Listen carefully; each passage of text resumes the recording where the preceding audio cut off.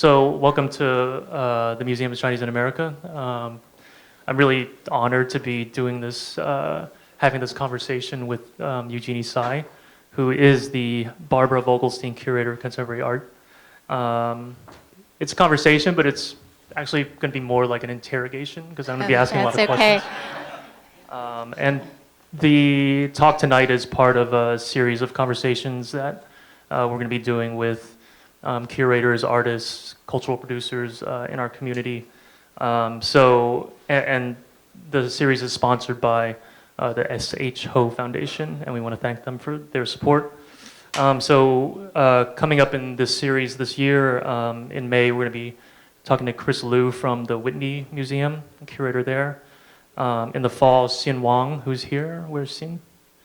Up in the front row, independent curator in October, and then the artist Paul Chan in November. So stay tuned. So the series, why we wanted to do it, sort of indulges my interest in how other curators and artists, cultural producers, approach their work, and to what extent their biography and their sense of their own identity factors into that. As far as the format, you know, those, when you go to a panel, oftentimes you'll get like a 2-minute reading of somebody's bio that bores you to death. Well, this is going to be like an hour and a half. And if you get bored and leave, I won't be offended. I really won't. I'm not going to make a black X in front of your name. Those of you I know out there. But often when I listen to that, I think that potentially could be the most interesting part of the talk. You know, where's this person coming from? What informs what the artistic or creative decisions they make? What music were they really passionate about when they were growing up? What was their favorite junk food? You know, how did they get to where they are now, where we are riveted by what they say about what they do? And so that's kind of what the point of this is. And for us, it's kind of also goes to the core of what we do as a museum, you know, documenting oral histories, paying attention to where people come from and you know, what they have gone through. And through that, hopefully we can get a better sense of the bigger picture of a piece or a fragment of social history or a people's history. In the case of talking to Eugenie, though, I think what will be interesting is to hear about the trajectory of recent contemporary American art. Oh, you didn't tell me that. Herb told me this was going to be like an oral history, like the ones they do here at the Museum of the Chinese. That was in there. It was one of the things. Yes, I had to dig really deep to think back long, long ago. So you want to ask me a question? Let's do it. Okay. So I wanted to start by just asking, you know, where you grew up, and I know it was in the Midwest. Maybe you talk about, you know, where that was and how your family got there. So I grew up in a place called Minnetonka, Minnesota, which I don't know if anyone knows of it. It's Minnesota, yeah, not Milwaukee, not Michigan, you know, yeah, Minnesota's a state, and Minnetonka is a suburb in that M state. I grew up there pretty much, and I went to college in Minnesota as well. So I think of myself as a Midwesterner. I grew up in a kind of working class neighborhood. I lived in a freestanding home with a white picket fence. My neighbors were small business owners, factory workers, and my friend Lori Skipness's father came home every day at 5 o'clock from the factory, and that's when I knew it was time to go home. But my father didn't come home at 5 o'clock, and so it was kind of an I think an idyllic childhood in some ways. But how did my family get to Minnetonka, Minnesota? Both of my parents were born in Shanghai. They grew up there. They were there in the 30s through the Sino-Japanese War. My father was a physician, and his specialty was chest diseases, which at that time meant tuberculosis. His mother had died of tuberculosis. So he had a fellowship in this, what is now a suburb of Minneapolis, but which was then kind of, sort of countryside. And so he left Shanghai to come to do this fellowship, which was about a year. So he took the boat from Shanghai to San Francisco and the train from San Francisco to Minneapolis. And he worked at what was called the Glen Lake Sanatorium. And it was kind of Magic Mountain-like. People, there were treatments. People slept out on porches, and it was, traditional treatment of tuberculosis. And then my mother followed a year later, alone on the slow boat from China, and he took the train across the country to meet her in San Francisco and picked her up, and then took the train back to Minneapolis. So it was really, a different time. My paternal grandfather was a professor of Chinese literature at St. John's University, and my maternal grandfather was a newspaper editor. And my mother's family was Muslim, and my father had to convert to marry her, and I do think they got married at the YMCA in Shanghai. That's what. Which is the connection to the Paik show. Right, because I was looking at the show thinking, I wonder if. Yeah. Yeah, so I went to. So your dad converted to Islam in order to marry well, yeah, just to marry her. I don't know that, yeah. I mean, right. Yeah. Interesting.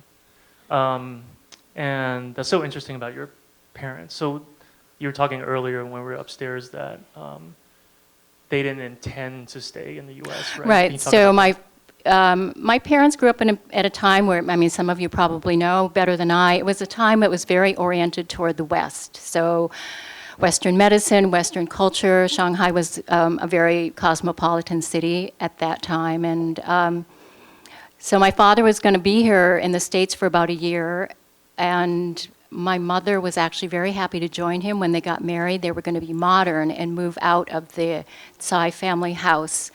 But my grandfather was so upset by that my mother had to move in. And, being the daughter-in-law was not an ideal situation. So she was actually, I think, looking forward to leaving. And certainly when my father had left and she was there in, the family house, I think that was probably a less than ideal situation. So I think back on that, and I think of, how she pulled together all of her documents on her own, and then, got on this boat. And I don't know, I should Google to find out how long it takes to cross the ocean, but I'm sure it's a really incredibly long trip to take on your own as a woman in the, in the 40s. So.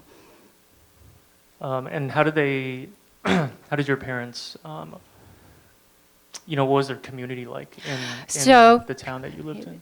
When I was really, really young, we lived with a Greek-born family. And of course, it's, Minnesota in the 50s was largely, it had a very large Scandinavian population, Norwegians, Swedes, and then Germans. And so when I was young, it became quite clear at a very young age that I was not going to be tall and blonde, and that it was, like I was really not fitting in here, and that was just kind of the way it was. And my parents, there was a small group of Asians, Chinese families, and of course we all knew each other. We all knew each other's kids, and I knew all the kids, and it was really a handful. And so we hung out together, but then there was also that kind of, you're a community, but then you're just hyper aware of what the Chinese families were doing. And then, there's definitely a feeling of feeling rather conspicuous in this setting. Yeah.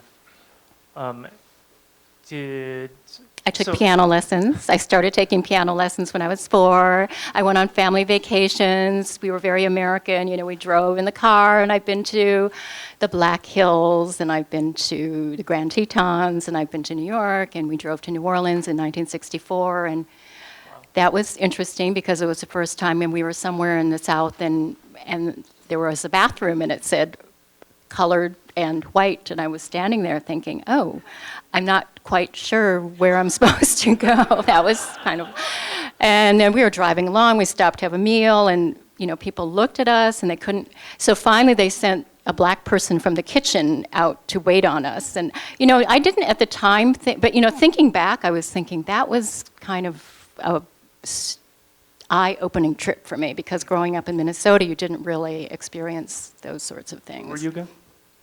Driving from Minnesota to New Orleans. So you went through Arkansas, Mississippi, Alabama, you know, whatever, the deep south.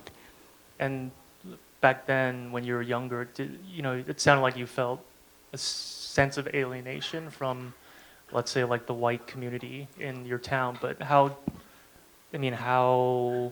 deep was that? How? No, you know, people are very, like, Midwesterners are very nice. They're very welcoming.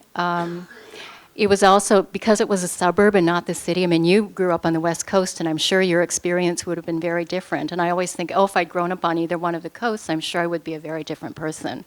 But it was, you know, it was a good place to grow up, for sure. And Midwesterners, you know, Midwestern nice, that, you know, it's definitely something I inherited, you know. And did you have brothers and sisters? I had an older brother, and so my brother was interested in math and science, which kind of got me off the hook. And so I was the younger girl, and I was always interested in art. My mother, thinking back, I think of how profoundly lonely and alienated my mother must have been, you know, having grown up with her family, and, you know, here she was all alone in the middle of this strange country, and not speaking, you know, speaking English fairly well. But she liked art, and she started taking painting classes at the Minneapolis Institute of Art from a guy, a watercolorist named Bernie Quick. And so when I was in first grade, she would take these painting lessons, and I would sometimes go with her on the weekends and walk around the Art Institute and look at art. Oh, wow. Yeah, and so that's kind of how I became interested in, that was my first experience with art, and I was always in school, you know, as a kid, there's an art project, and I always loved the art projects. I really was never very good at math or science. And your parents were pretty supportive of that? I was very lucky because my parents were amazingly supportive, and again, maybe because my brother had already shown interest in, you know, math and science, but I think it's also because of their, especially my mother growing up, I think just being, she was very open-minded, I think, in reaction to, and her father was very, you know, very, very open-minded. My father's family was much more traditional. Do you remember any specific pieces that is the MIA? I can't remember anything at the Art Institute, but I do remember. I also went to the Walker Art Center when I was young, and then it changed, and you know, and then they built the Guthrie Theater next to it. But there was a jade mountain, a very well-known Chinese jade mountain that used to be at the Walker Art Center, and I really loved looking at that. But then I went to the Walker a lot, and I really loved 20th century art, and I just responded to the visuals, and also there was a painting that was kind of like a sculpture, and I just thought, oh, this is so exciting. It's not a painting. It looks so different. It's kind of new, and now it's this guy named Richard Smith, a British artist. Who's heard of him? But for some reason, it just caught my eye. And I took dance classes, and I tried to escape from the suburbs when I was a teenager, because I didn't really, you know. That's like me. Yeah, the suburbs, no. Very, very, bad for growing up in. Completely boring. Boring. Yeah. You know. But I remember going to the Museum of Modern Art in San Francisco, and then having that same reaction to like a Robert Rauschenberg, because it was like a painting, but not really, because there's stuff coming out of it. There's like an eagle coming out of it. And it was like, you know, when I was that age, I was like, wow, that's crazy that you could put an eagle on a painting and still it's like somehow a painting. Yeah, I mean, it was just a sense of freedom, like, oh, you can really do that, you know. Yeah. Right. So then, how did that transition, like, you know, from an interest in art and a love of art as a kid to, you know, deciding to actually study it? And where did you go to school? College? I went to Carleton College in Northfield, Minnesota, and I thought I might be an artist, but it was pretty clear to me that I was never going to be an artist. I didn't have the talent, and I really didn't have the the determination it takes to be an artist. And I took you an still art have some of those paintings or whatever? sculpture. Yeah. Still have them? Oh, I don't think so. The Eugenie Tsai No, retrospective never. at the Museum of Chinese in America? Yeah, so 2019. so I never. Did you do that right, Andrew? Oh, you had asked me what I ate as a child. Oh, yeah. I was going to ask you. You're going to ask me that. So So what? my father didn't like American food. So my mother cooked Chinese food as much as she could in the Midwest, at that time when, long before any, gourmet food had arrived on, in the States, period. So I grew up eating a lot of Chinese, kind of hybrid Chinese food. And then a few, things like roast beef and macaroni, some kind of spaghetti thing. And yeah. That sounds terrible, though. No, but my family loved food. It's not and so food was really important. And my mother, I think, learned how to cook because, of course, when she was growing up, they had a cook. And so, but now she had to learn how to cook. And she became quite a good cook.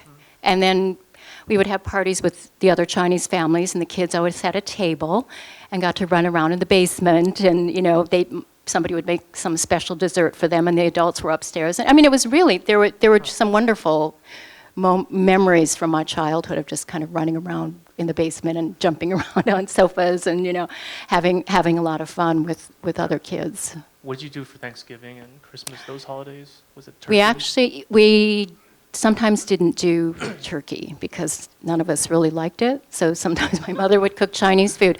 And when I was in college, I used to invite people over for Thanksgiving for Chinese food. But yeah. Which your mom would make? Which my mom would make, yeah. There weren't that many restaurants, and the fancy restaurant was Murray's, which had silver butter knife steaks. Steaks so tender you could cut with the. Oh, really? But yes, wow. It's very steak, mashed potatoes, and so I like steak, but it's not a very subtle cuisine. Right. Were there Chinese restaurants? There were Chinese restaurants, none of them particularly good, though when I was in high school, I worked at a Chinese restaurant, Really? Jackie's, that was pretty. We would cook for the kitchen, and that food was quite good. Huh. What did you do at the restaurant? I was a waitress.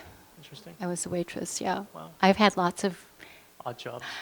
My parents believed in work, and Yeah. so I took returns at Target when I was in high school. I was a waitress. I was a cashier at a liquor store. I've done all. Do you think those experiences, how did those experiences inform what you do today, if at all, do you think? Well, I think it's really important to work. And I think it's really important to understand that not everyone is, I already understood that not everyone was like me, but I think it's important to be able to talk to people who are not like you at all, economically or, ethnically or whatever. And I actually like taking returns at Target. People are nice, and you kind of understand that there's a basic humanity to people, and that people kind of have the same problems and, hopes and desires. And it's a very humbling and leveling experience, I have to say. And it's just kind of learning about life, because you can go to school and learn nothing about life, and Right. it's not very useful. So let's talk about Carleton. So Carleton, I was an art history major eventually. I took a class on Renaissance art, which I loved, Italian Renaissance art. And it just I was like, oh, this is kind of fun. And I thought at that time I wanted to do exactly what my professor did, which is be an art history professor at a small college. So I decided I would go to graduate school. But I still, because it was so close to Minneapolis, I still went to the Walker and hung out, and yeah. What was the Walker like back then? I went to the Walker a few years ago. It was packed, tons of people. Yeah, it I was. can't imagine it was like that. It was Always. pretty Really? popular. It was an Edward Laramie Barnes modernist building at the time, and it's always had it was next to the Guthrie Theater, so it was very much a part of the Minneapolis cultural fabric. So you got through Carleton. I got through Carleton. I went to graduate school, and that's when I came to New York. Okay. I decided I wanted... Guess what year this was? Oh, I came to New York in 1978. And I first came and visited a friend and thought, I really, it's the typical, I have to live here. There are people, I don't feel strange and conspicuous here, and there is that amazing sense of energy, and I really have to move here and make up for lost time, all of the time I spent living in Minneapolis. And so, Minneapolis, as many of you know, it's really changed. And, I would come and visit my parents, and, the cab drivers, there are Somali cab drivers, and there was a huge Hmong population sponsored by the Lutherans in Minnesota. But I just could not think of moving back there. Right. So I came to graduate school, and I started, again, odd jobs, and I did all kinds of interesting things. Where'd you go to grad school? So I went to Columbia, and I really think I learned more about contemporary art outside the classroom than inside the classroom. I mean, I loved many of my classes, and, I studied with well-known professors, and I still love Italian Renaissance art and Trecento art. But I was an Urban Corps intern when you could do a year-long internship and get a small stipend. And so I worked at PS1. That was my internship. I gallery sat at the clock tower. Were and you really young back then? I mean... Was I really young? Yes. No. I knew I would do something stupid like that. Sorry. No, what I mean is, It was really young because it had started in 1976. And so it was really, it was kind of 2 years after so I started, I think my internship at PS1 was like 1980 or something. And so that was 4 years after PS1 opened. And it was really fun. And, I met my husband, Tom, there. I was just leaving my internship, and he was starting his job there, and we met in the office. And you asked me what my entry into the art world was, and it was really through PS1 as an intern, and then going out with Tom, because there were all of the shows there.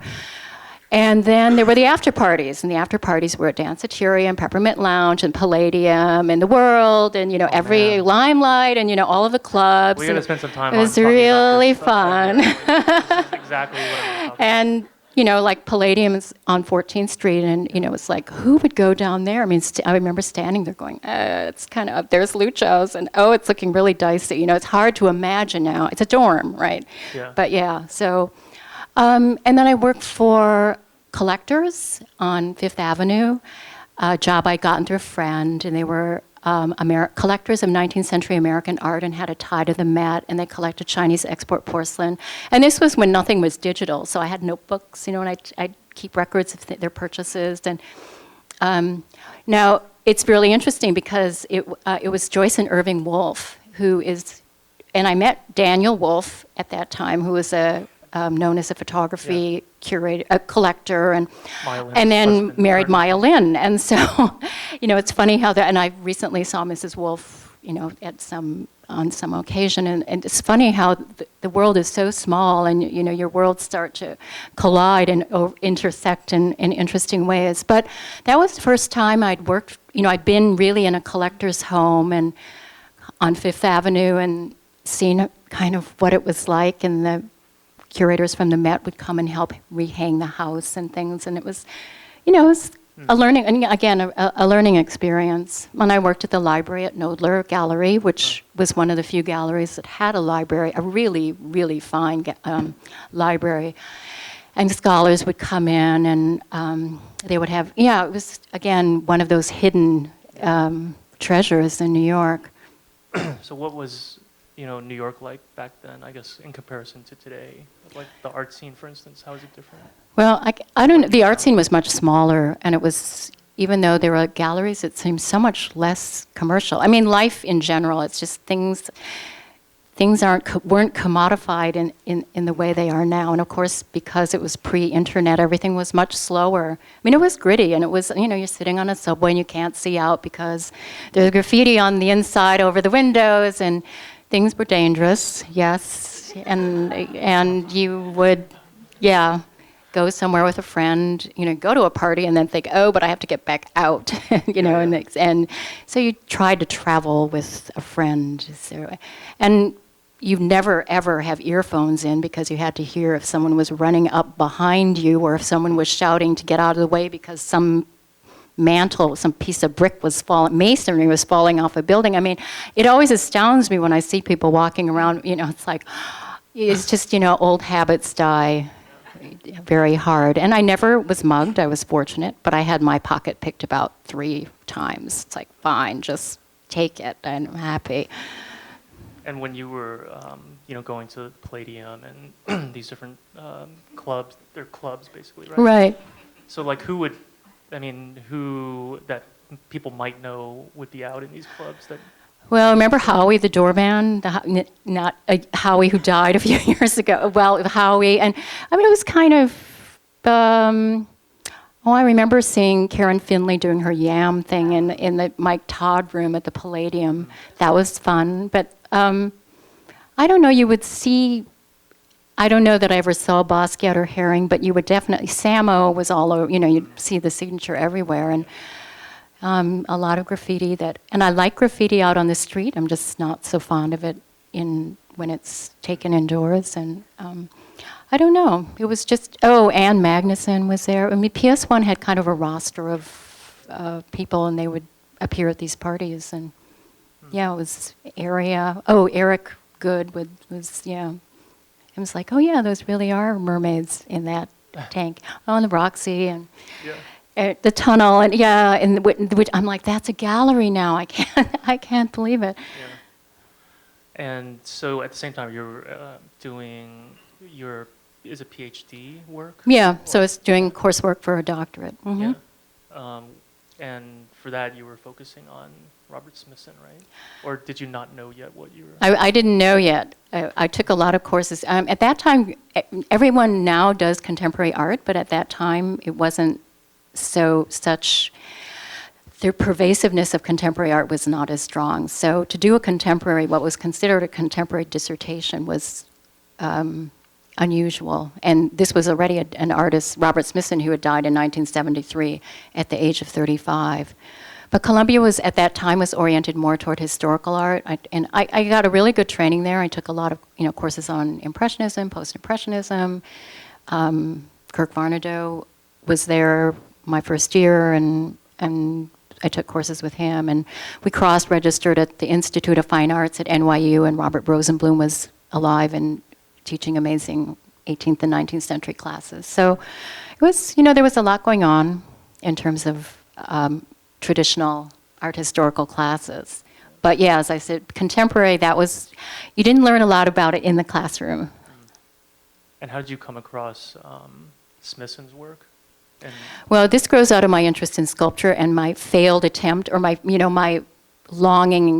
short longing to be an artist. I was always interested in much more in sculpture than in painting, and I was interested in earthworks because they were not traditional sculptures. And so if you're interested in earthworks, then all roads lead you to Smithson. So that's how I became interested in him. So, I kind of want to ask you about then how did you start curating?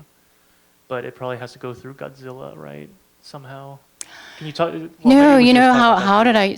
So I got a job teaching at SUNY Old Westbury and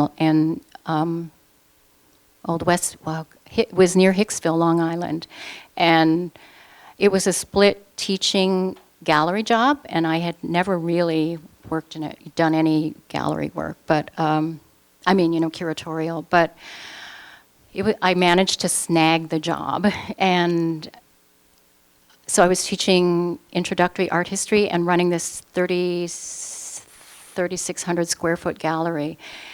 And so on a shoestring, so you kind of start calling people you know. And so I did a show. There were some really interesting shows. So I did a show called Color Theory with Byron Kim, Glenn Ligon, and Renee Green. And I did a show called More is More with Ik-Joong Kang and Bing Lee. And I don't know, it was fun. you had to do everything yourself, and you could do whatever you want. And autonomy, you begin to realize, is a really wonderful thing. And And so what happened is the teaching, all of this energy down the black hole, teaching students who really didn't want to be there. And I was like, and here I'm putting all this, I put this energy into these shows and they kind of materialize and it's really fun. And I'm working with artists who are interesting and whose work I admire. And I'm actually liking this part of it better than I'm liking the teaching, because it was very bread and butter, Jansen or Gardner or whatever. And I don't know, I think teaching art history to people who are art students or who have an interest is fun, but teaching anything to people who are there because they have to be there, you have to try to think of being entertaining, and I think I just don't have that ability to really make it interesting and fun, and yeah.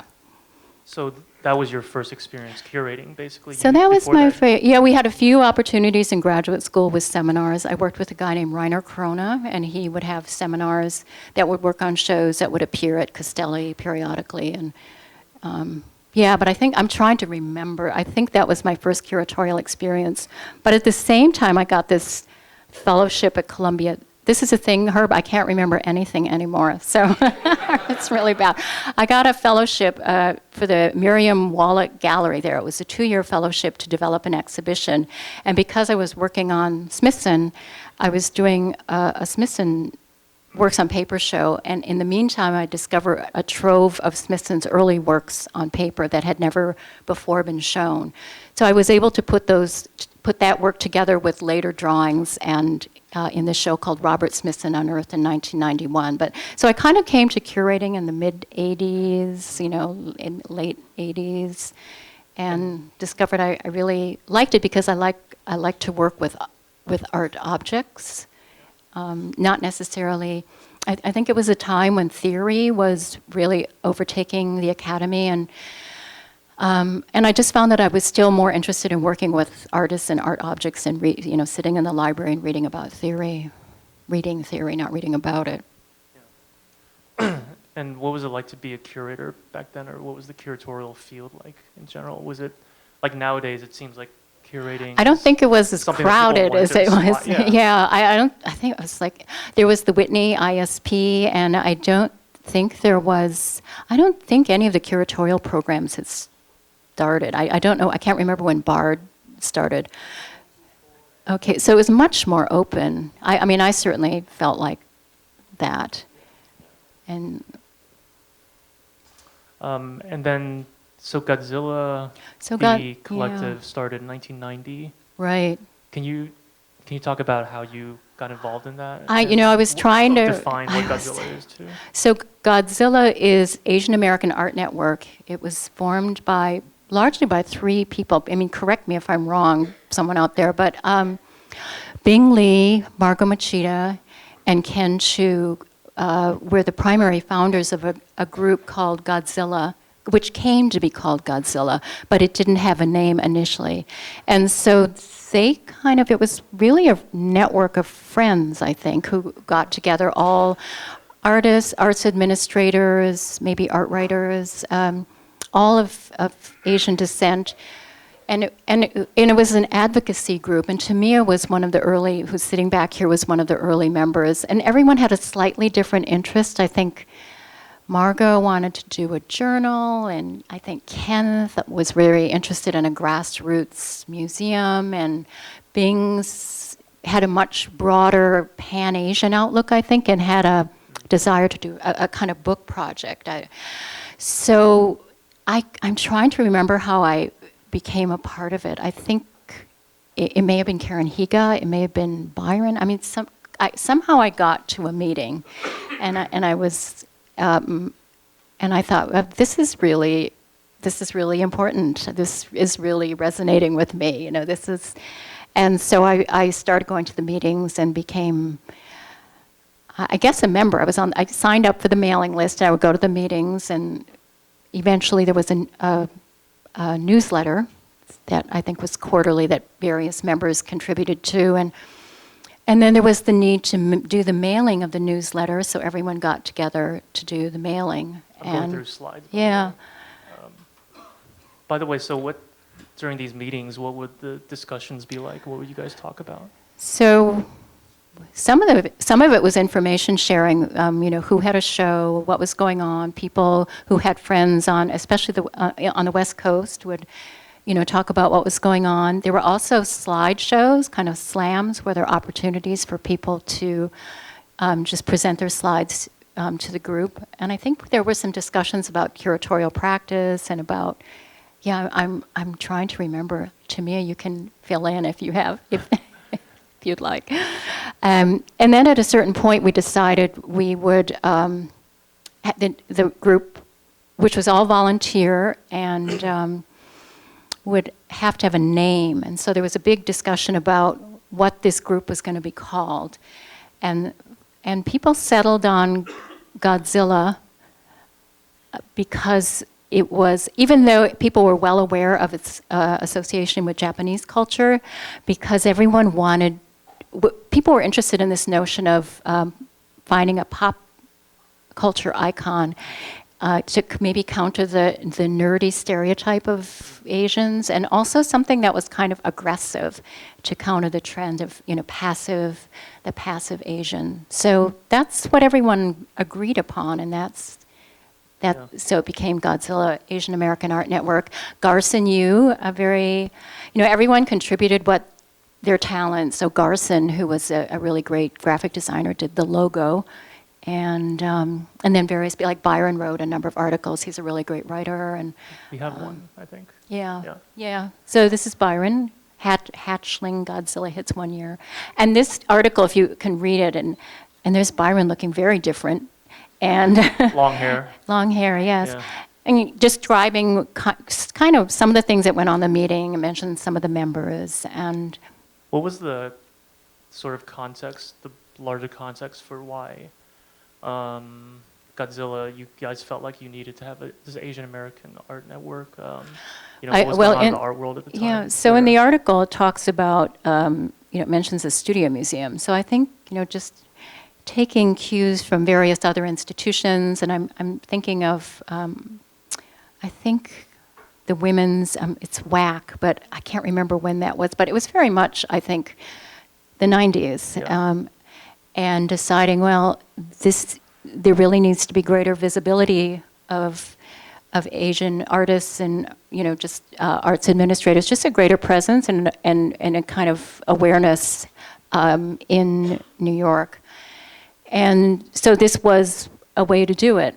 And so then one of the things we did, as I think a lot of you know, is we decided we'd write a letter to the new director of the Whitney Museum, David Ross, who had just assumed his new job, and just draw his attention to the fact that there was no Asian American representation in the 1991 Biennial, except for Martin Wong, who was part of a group materials exhibition. And so we drafted a letter. Everything was done collectively. We drafted a letter, and then some of us went to the Whitney and we sat in the stairwell and we had a catalog and we addressed the letters to the board members and left them at the front desk. And we knew David was not responsible for that biennial, but we just decided he's the new director. And then he got back to us, I think maybe through Thelma Golden, who I think was working at the Whitney at that time, and he agreed to meet with us. And so there was a delegation. Some of us went to the Whitney and met with him in the boardroom, and David talked a lot. If you know David Ross, he talks a lot, so he did a kind of steamroller. He was talking so much we could hardly get a word in edgewise. And then we just sort of made the point that we'd really like, the curators to be more aware of, Asian American artists. And he made some comment about, they have to be on the menu in order to know what to order. And we said, we can help you with the menu. We can provide you with the menu. But it was a very productive conversation. I have to give him credit for being open enough to meet with us anytime, thinking he will never call me ever.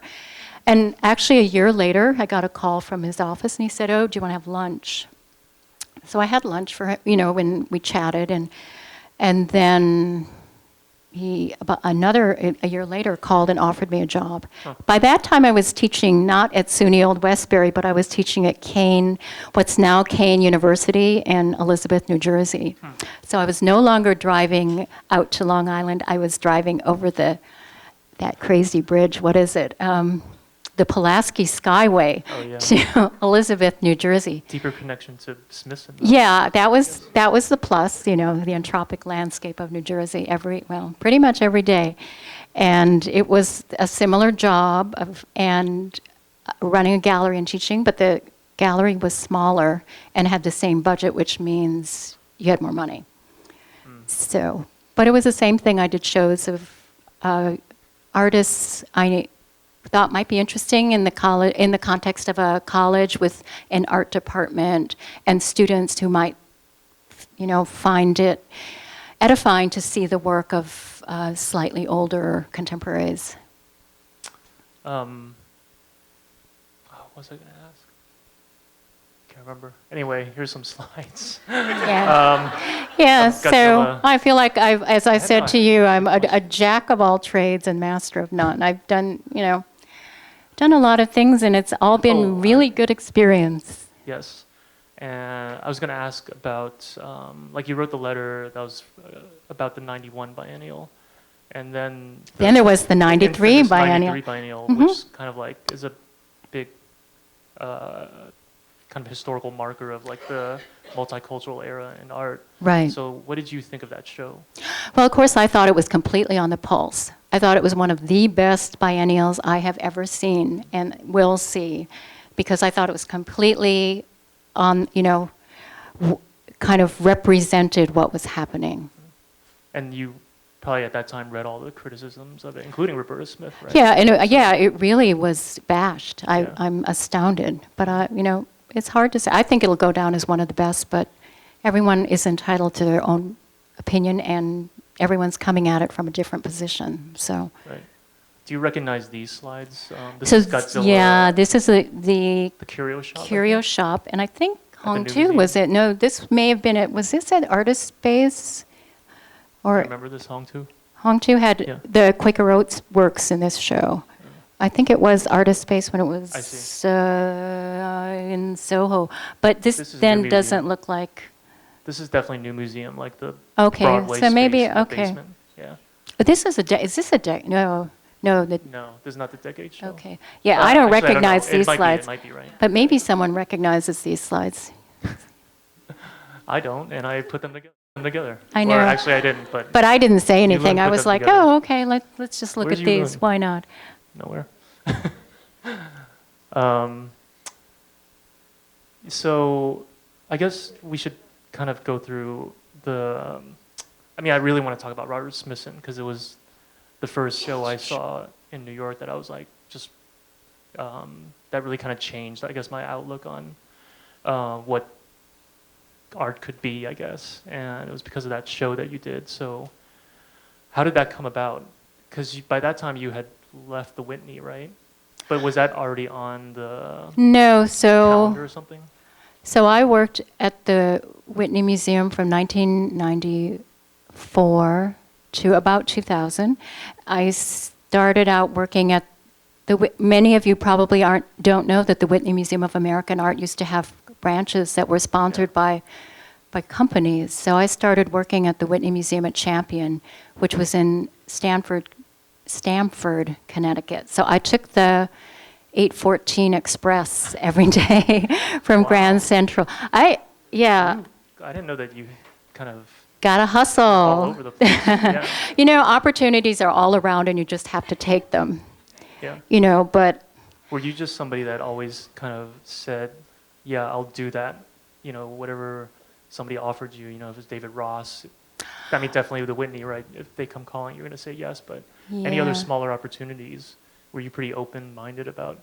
Yeah, I think when you're starting out, you have to be open to small opportunities, because small opportunities can become larger opportunities. But of course, you also have to be strategic, because each project that you embark on takes time. So then at a certain point you might have to think, well, I have X amount of time, and this project is going to be really time consuming, and this one is going to be really time consuming. And so maybe, you might have to make a decision. Right. Because, yeah. So, but yes, I mean, it's great when opportunities present themselves, and it is hard to say no. I think everyone in this room would agree to that.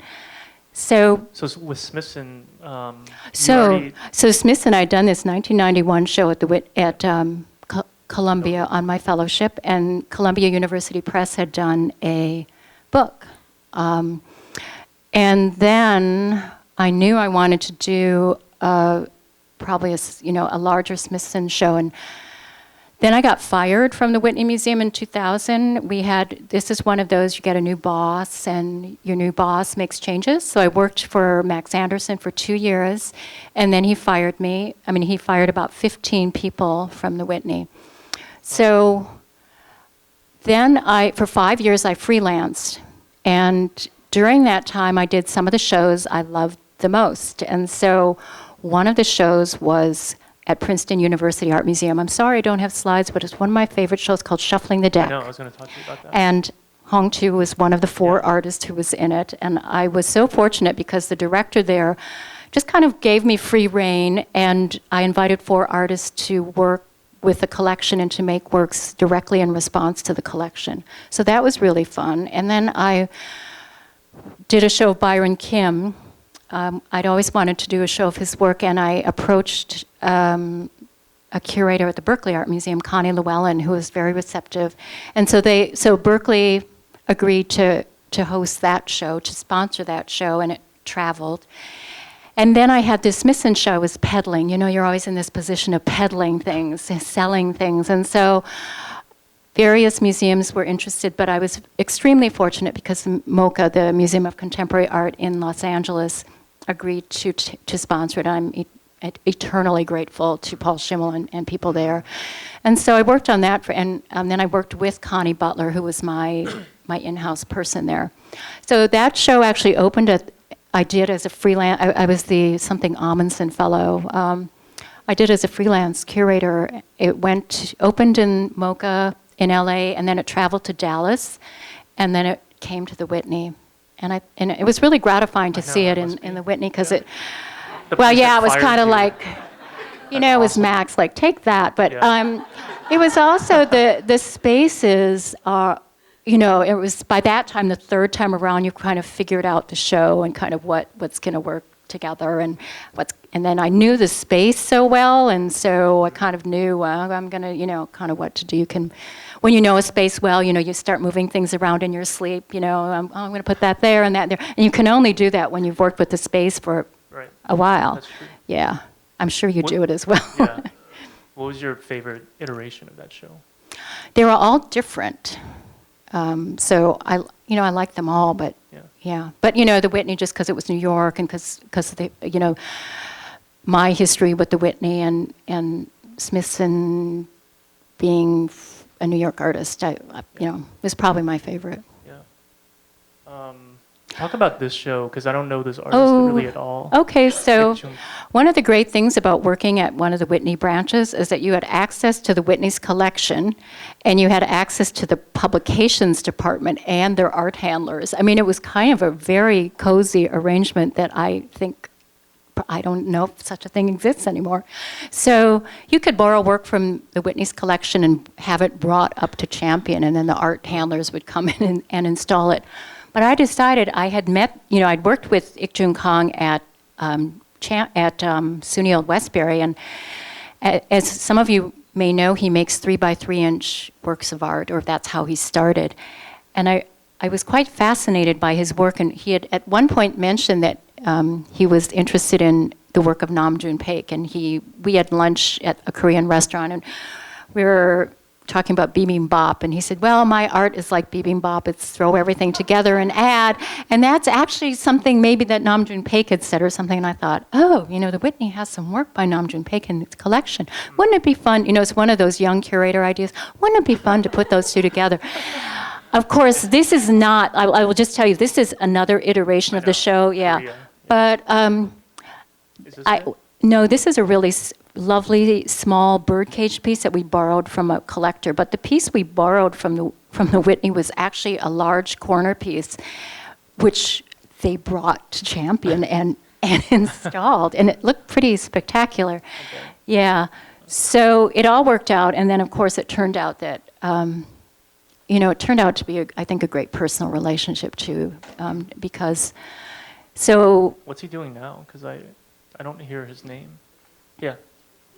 Is he? Yeah, and he had a very large show. This that is is- actually a show he did in Seoul at the Contemporary, which has a spiral ramp, and he filled the entire ramp. The ramp wraps around a tower of video monitors by Namjoon Paik. It was how many years ago? Maybe 4 or 5. Pretty spectacular piece. All right, I want to give people a chance to ask questions out there, but I just want to bring it up to the more recent times with the Brooklyn Museum, and Oh yeah, this is another. this is yeah, Tamiya. this is Tamiya and Lin We're gonna spend some Yamamoto time on from Korea. yes Yeah. from Champion, a show that I put together. And one of the gratifying things about putting shows together or working at a museum is also adding works to the collection. So I was really happy that that a work by Lin, I proposed a work by Lin to enter the collection, and it's now in the collection, and a work by Ik-Joong. And actually a work by Martin Wong, The Kissing Fireman, I proposed, and that was, wow. and so when I saw it up recently at the Bronx Museum, I really was very proud of myself for having brought that into the Whitney, and I was happy to see it again. So, yeah, so this was a show. The great thing about working at Champion, I think we did 4 shows a year, and sometimes I used only work from the collection, like I did a show of Reginald Marsh and Stuart Davis, and then, but then, what a strategy is to do a more traditional show, which buys you the opportunity to do a show that it maybe is less traditional and that's new to your audience. Yes, that's a good strategy. So this was a show where I knew that our audience didn't know either artist, but I thought that it was important for them to become acquainted with the work of these 2 artists. I think we got a really great response because there was so much about family, and there's so many avenues, points of entry that people responded to here. So. I'm sorry, I'm going to keep going. Yeah, and then I did a show with Lee Ming-wei in the lobby at the what's now the Met Breuer, but was the old Whitney, and it was called Way Stations. It had these letter writing booths, 2 letter writing booths. It had a dining. How did you come upon his work? Oh, yes. How did I? Okay, I went to a show at Lombard Fried. And I saw his work, and it said, sign up and have dinner with the artist. And I thought, oh, that sounds like fun. So I signed up, and I had dinner with Ming-wei after the gallery closed in his special dining table. And we had a wonderful conversation, and I just thought, I really love the idea of art that's not just an object, but that has this interactive component where the art is really the conversation and the interaction between the participant and the artist. So David, being David, asked for ideas, and I just pitched it, and he gave it a green light, and actually he had dinner with Ming-wei. That was one of the last things he did. It was because he was leaving, and so he had dinner with Ming-wei. And then I got to work with Ming-wei later here at the Brooklyn Museum a few years ago, a piece called Moving Garden, where you put out, I think we put out 100 roses every day, and it's a very beautiful piece, but the piece is working when it's actually empty and the flowers are gone, because it's another piece where people were invited to take a flower, but if you took a flower, you had to promise to, on your way out, you had to promise to make a little detour and give the flower to a stranger, to give a gift. And that invisible transaction, which only the 2 people were aware of, was the work of art. And this is really only, I won't say only, but it is a beautiful platform that supports the art. So how would you say, when you were talking about Smithson, this idea about sculpture, kind of like uh, changing how you thought about sculpture, and then with this project, with Ming Wei's work being so immaterial and about kind of like relationships, like how would you say your relationship to art has changed over like, that period? I don't know if I have very Catholic taste, and I think What does that mean? Like, I have a really lot of broad. I have a broad range of things I like. I still love Trecento painting, and I love some of them, and I love very traditional art. I love Hieronymus Bosch. But I am very interested in artists whose work expands the possibilities of what art can be, and maybe moves outside the institution. I mean, as someone who works at a museum, I think sometimes we become too fixated on museums and institutions and forget to remember that they're only one part of culture, and that there are so many other opportunities and options and ways of approaching culture that are as legitimate if we would just give them that legitimacy. And not become so fixated on institutions. Institutions do some things extremely well, but they cannot do everything. And I think, like something like this, like even presenting Ming Wei's work, that flower piece, it's like, first of all, we had to get the money to get the flowers. And, the flowers are expensive. And then the thorns get cut off the roses every day because, you don't want your visitors suing you for getting pricked by, roses. And, there are all these liability issues. And also just, Ming Wei's such a generous person, it would not be a generous thing to have flowers that had these thorns. Then the flower delivery would come once a week, and it has to be refrigerated. So I had to find a refrigerated room that was large enough to put the flowers in.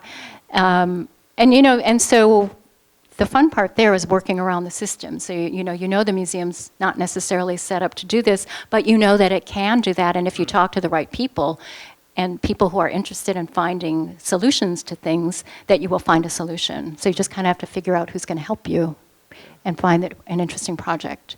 do you ever feel really bad about asking like some other department to No, contribute to never. Education, for instance? No. Right, Lauren? Like, No, I only. I mean, do you feel bad? Because I sometimes feel bad. No. Like, oh, sorry, this artist wants to have super high pedestals and kids can't see them. Yeah, I only feel badly when they're unwilling. But it's amazing how that people want to be helpful a lot of the time and think, oh, this is so interesting. We've never seen this before. Let's see what it's like.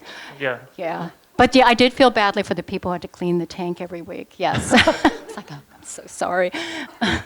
Maybe we should. I'm sure we'll get to the Brooklyn Museum work. Oh, We I get don't to know. some Whatever. questions out here. Okay. Yeah, should we? Questions? Yeah. Yeah.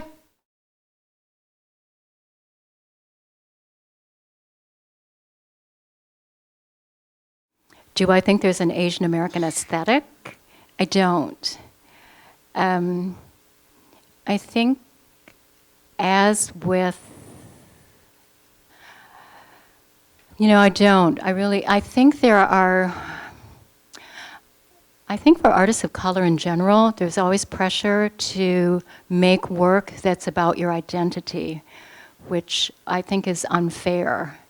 And I think if that is your interest, that's fine. But if you feel forced to do that, then I think that's not an ideal situation. But I don't know if I always think about Byron. I think also about the issue of abstraction and artists of color who do abstract art, and you realize that actually is a political act, but it's a political act that's not necessarily visible in the work of art itself. And so I just think it's complicated. It's You started really to mention complicated. Byron's work. I think Like- Byron, in a way, has solved the problem. I won't say solved, but he kind of addresses that work in that issue in his work Synecdoche, which some of you may know is a series of kind of skin color, small monochrome paintings, which is a both and, because it's both a monochrome painting and a portrait of individuals. And so it's figurative, and because it's about skin tone, it's about race and identity and ethnicity. And I thought that was really very smart. I think he just kind of managed to cover both issues in that one piece. But I don't know what to say about that. I think about it, because I think it's, it's a really important and maybe unanswerable question. I was interested in Godzilla because I wanted to see myself in museums. I wanted to see people look like me. I wanted to feel like people look like me were contributing to culture. I know, I am Asian American. I don't speak Chinese. When I travel in Asia, I find it one of the most uncomfortable experiences in the world because people are constantly coming up to me. And so it is that kind of both and, it's like, where do I fit in? I am most comfortable in hybridity. I like literature that talks about displacement. It could be Jhumpa Lahiri, it could be anyone, but just trying to find your place in the world, knowing that I'm not Chinese, but I'm not, I grew up in Minnesota, I'm Midwestern, I'm just I'm just a number of different identities, existing simultaneously. And but I do think it's important to have diversity in museums, not just in cultural institutions, just to represent, the country and the world. And I think that multiculturalism, people go, oh, identity politics, that was so 90s. And I think it's not, it's an ongoing challenge to represent the cultural makeup and racial and ethnic makeup of our country in our institutions as staff members, as, whatever. And then there's the question of globalization, which I think complicates things because then you're talking about maybe a global elite, and you're not no longer looking kind of in your backyard or looking in your communities. You're looking at a series of artists or people who kind of travel around the world and jet around the world and kind of touch down, parachute down, and then move off. But what ultimately does that?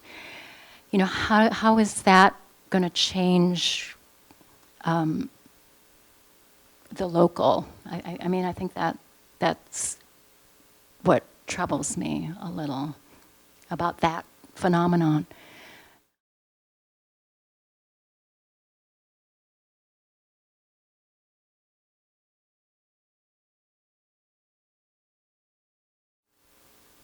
The most recent show I curated was a show of an African-American artist named Kehinde Wiley, and a lot of his work draws on, maybe not so much Renaissance, but it draws on historical Western art. So 19th century history paintings by Jacques-Louis David, or artists are always coming from somewhere, and you can recognize, I know the rules of Western European art.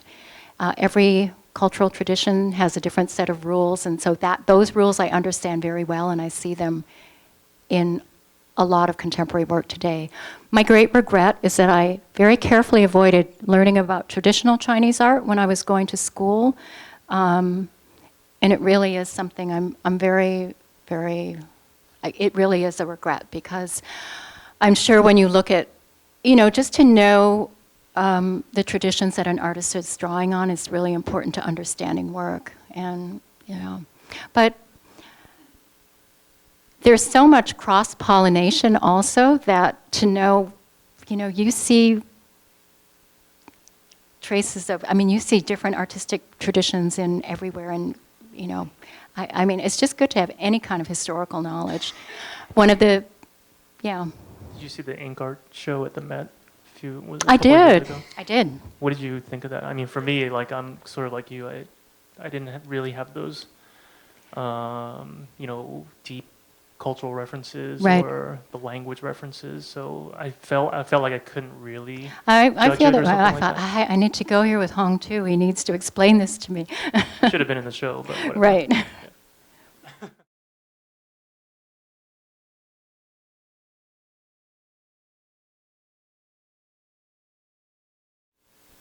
Well, you were one of the last. You did Godzuki. I was afraid you were going to say that. Maybe you want to talk about that. You kept Godzilla going for a while.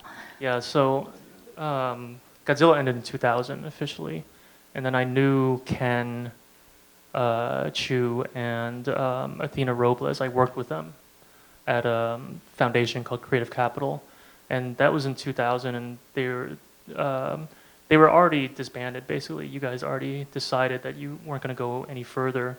But then Art in General, the alternative space, wanted to do a project with them for their something like 30th year anniversary or something. And they wanted to bring in all the, collectives and artists that they worked with to kind of celebrate their anniversary. And so they asked Godzilla through Ken. And I remember, had this big meeting at the Creative Capital offices, we shared with Andy Warhol Foundation at the time.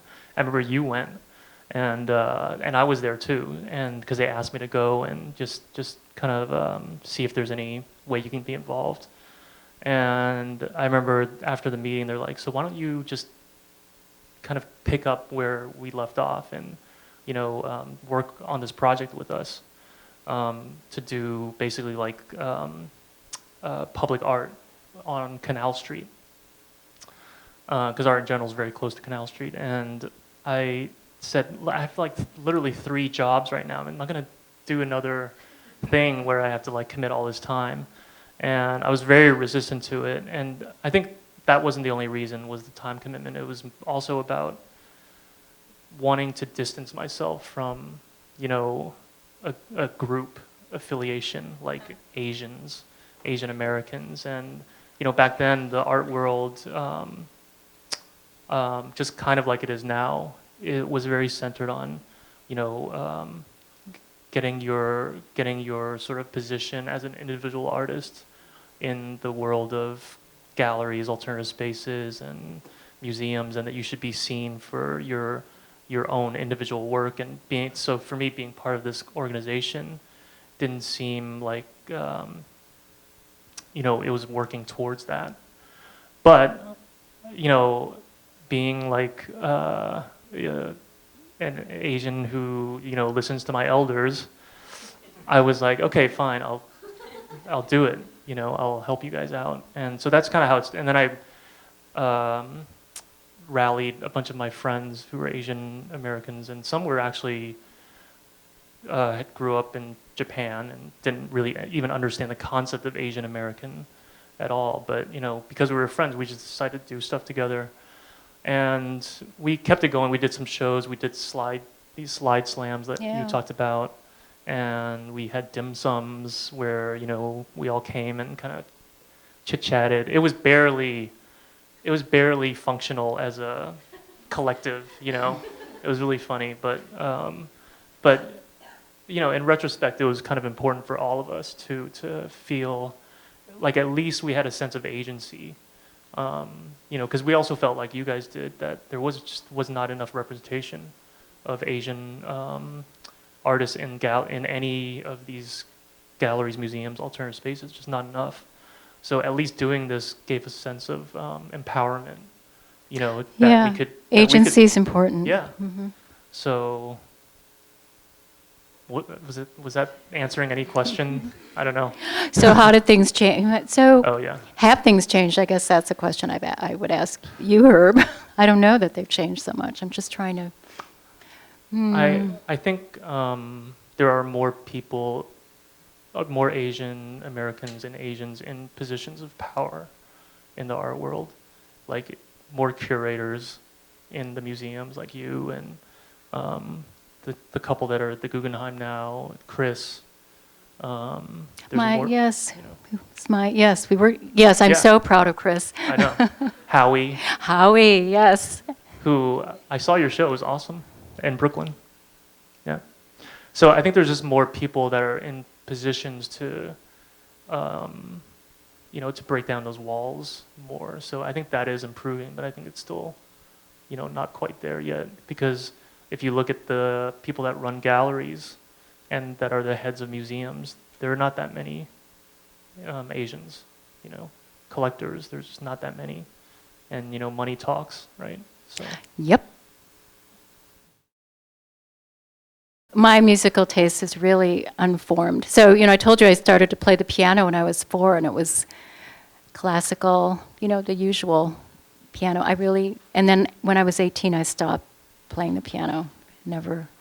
But I had Midwestern, Midwestern rock and roll taste.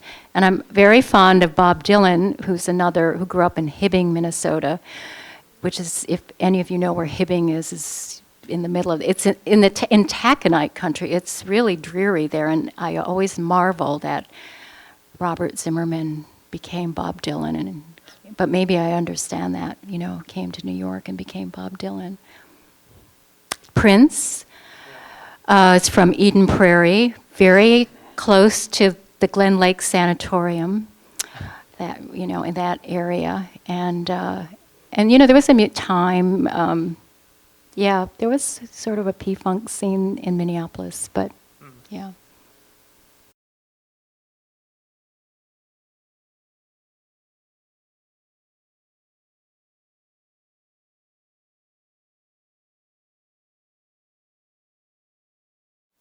I'd say don't be a curator, be a conservator. I think being a conservator would be really fun. A conservator of contemporary art. Because there are so many challenging works to work with now. But in terms of being a curator, I wish I could offer advice, but I can't, because I think it depends on the kind of curator you want to be. And most people think about curators as organizing exhibitions, and exhibition making is, I think, the emphasis on the curatorial job. But if you work at a museum with a collection, the collection is also, a curatorial job that demands a slightly different orientation and maybe a slightly different set of skills. So you kind of have to decide, there's so many ways to go. You can work at a small institution, I think it's quite honestly, hard to be a freelance curator when you're first starting out, because you're not going to you can be a freelance curator if you have it's easier when you know people and you have connections, but when you're first starting out, you don't know people, you're trying to get to know people. So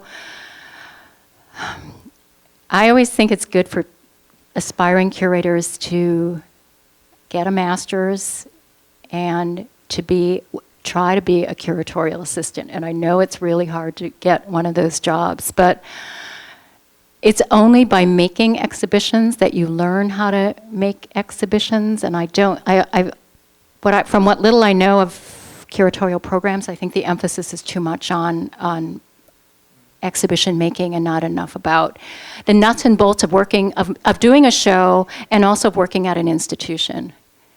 So, but maybe the small opportunities thing is something to think about. And people ask me for advice, and the only thing I can say is patience and tenacity are 2 of the most important qualities to have, and to put yourself in the position to have opportunities. And how you do that, I don't know, but somehow you can figure it out, or not.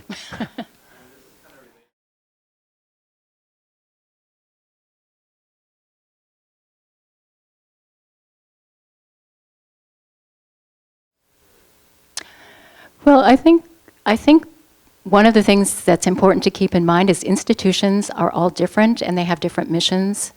And so David, one of the most exciting things about working with David is he was really interested in rethinking the notion of what it meant to be American in the 90s.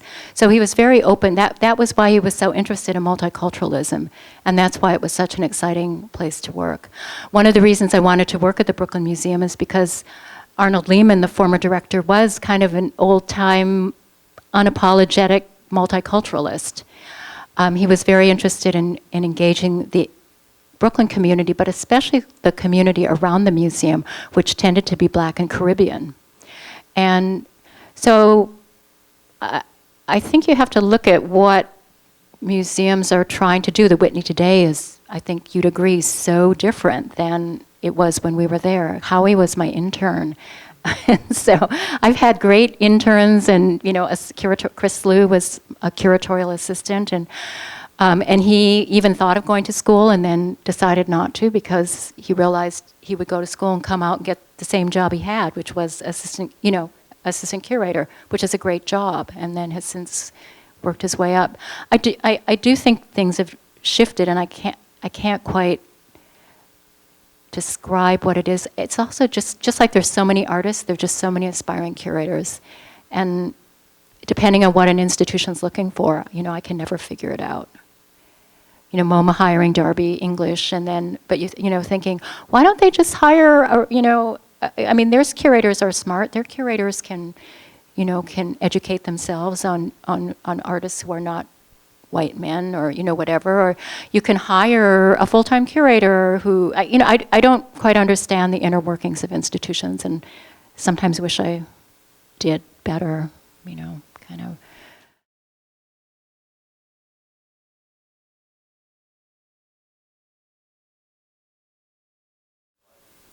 Yeah, the box office, how many people are going to come, and that's can be a great consideration, because we have no, public or very little public funding for the arts.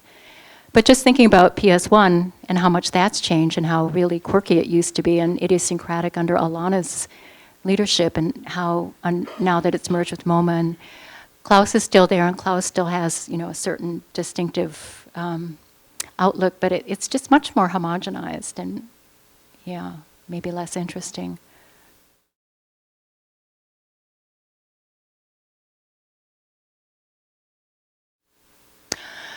Well, I feel compelled, I'm sorry to say, I feel compelled to go to Chelsea to see what's in the galleries, because it's what collectors like, and art fairs, which I really am not terribly fond of, I go to them. I like going to the East Village more.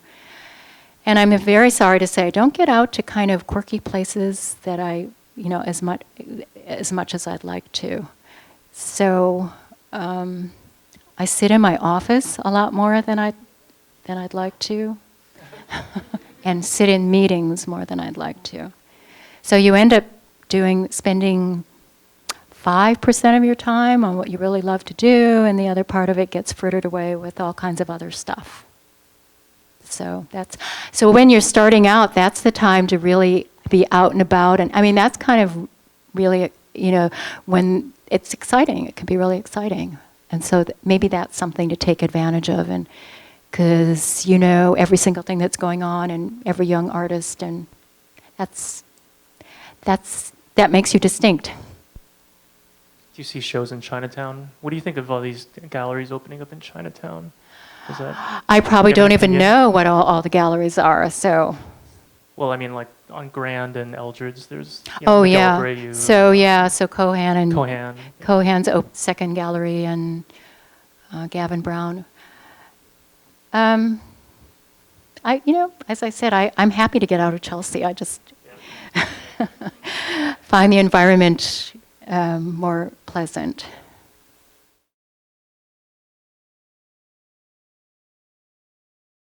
Theoretically, yes, but I think it could be challenging to learn a new art world. To learn all the players and who's who, and that's a challenge. And also, systems are different. There's much greater emphasis in the United States, even for curators, to do fundraising, what you call cultivation. And I'm not sure how important that is in Asia. So to learn a new system can be challenging. We all know that there are unwritten rules in every culture, and to learn those unwritten rules can take a long time. And while you're learning, you might just make some fatal mistake, some faux pas that, from which you will never recover. So I think it could be challenging. It would be really interesting, I think. But I think, like, for example, directors who come from Europe, they're always challenged because they're not used to fundraising. A director job in Europe is so much more intellectual, and whereas directors here, the job is all about raising money. So, sometimes the jobs are the job might have the same title, but the job description might be really significantly different depending on where it is in the world.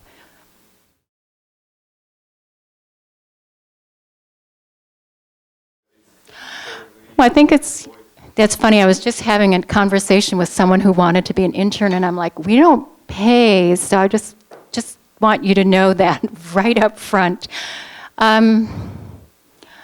It certainly, it does point to the, you have to have some means to be an intern. So that kind of tells you something about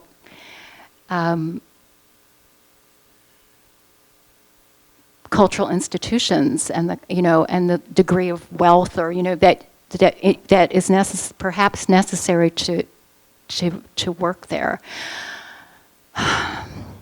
Some I think MoMA might pay their interns now. I mean, there are various kinds of internship programs. Yeah, I mean, I was an unpaid intern for many summers, but I was also fortunate enough to be in a position where I could be an unpaid intern. And if you're not, and you can't get that experience, that is, yes, it's not a good situation. On the other hand, yeah, it's mixed. On the other hand, it's great experience if you can get it. But yeah, it's an unlevel playing field there. We have interns here. We exploit them. Right? We try to make it fun, though. We've bought you lunch a couple times. Well, interns are also, again, some interns go on to be, to end up working at an institution because it's an opportunity to kind of say, to see how people will play in the sandbox, and right, so. Right. Okay, well, this has been really interesting. I feel like we keep going for another at least hour and a half. Well, it's really nice of you all to come on this nice, thanks for coming, warm evening and to see familiar faces, and thank you very much. Yeah, thanks, guys. And thanks, Eugenie. Thanks, Herb. Yeah, it was a great way to kick off this series, which continues with Chris Liu. I can't remember the date, but I think it's May. Beatrice, what's the date for Chris? May 23rd, yes. Pick up a flyer, yeah. And there's probably drinks and stuff outside still, so stick around. Thanks.